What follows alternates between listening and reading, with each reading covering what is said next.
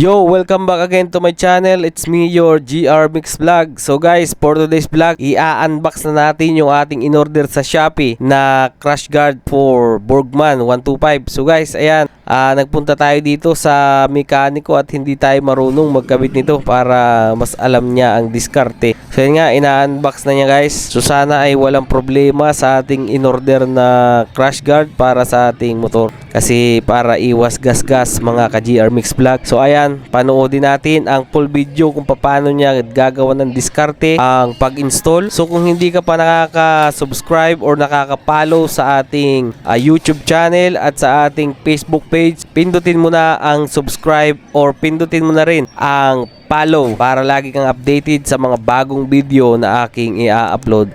So yan guys, tara, sama-sama tayong manood kung paano ikabit ang crash guard for Borgman 125. So guys, tara, let's go!